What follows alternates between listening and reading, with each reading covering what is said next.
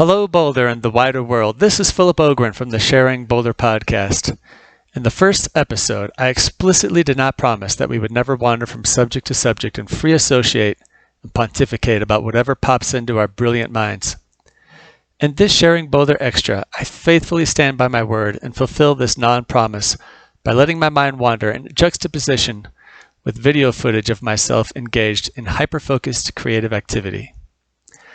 I am excited to announce that I am sewing a quilt. I would not say that I'm a particularly skilled quilter, but it's something that I find to be relaxing and rewarding, and it is a great way to stay busy while listening to podcasts, which is an activity I can never get enough of.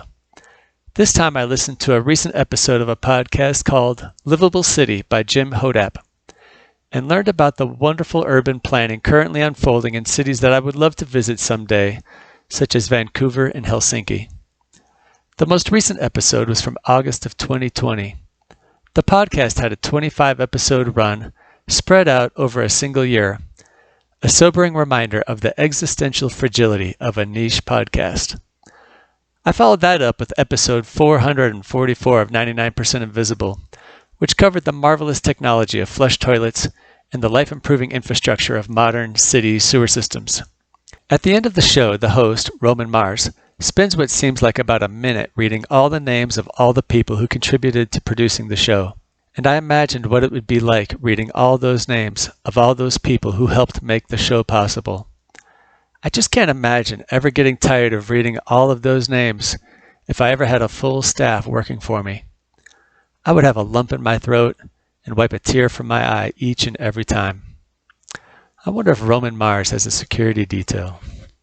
Anyways, if you are listening to this as an audio-only podcast, then you will have to imagine a time-lapse video of me cleaning up my workbench, getting out fabric and my sewing machine, and cutting, sorting, ironing, and assembling squares for the first few rows of the quilt.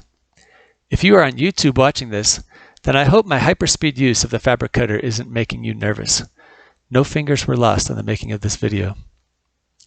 The plan is to auction the quilt as a fundraiser for Sharing Boulder. It would be nice if we could recoup our modest expenses for putting this podcast together, in addition to my extravagant purchase of pre-cut denim and brightly colored fat quarters. I would be happy if the quilt sold for a few $100s, but I've never auctioned a quilt before, so I don't know what to expect. But even for a one-of-a-kind, real, live, physical quilt that was lovingly but ruggedly handmade with double stitching throughout, something that's warm and soft that you can snuggle under, but also built to last, well, I guess I shouldn't expect a fortune for that. So I suspect that the opening minimum bid will be $200 or $300, and we will see what happens from there. But here's where it gets interesting. I am also going to take some high-quality professional digital photographs, choose the best one, and convert it into a non-fungible token using the latest blockchain technology to create something of real, lasting value. And of course, I'm going to auction that too. I think it is safe to assume that the auction price of a priceless, once-in-a-lifetime digital piece like this one will bring in a 6 or 7-digit sale price. So just to make it interesting and to give some fleeting hope to the upper middle class, I will probably start the bidding at around $20,000 or so. I hope you enjoy following along with me as I make this quilt. Please share and subscribe, and I will see you next time.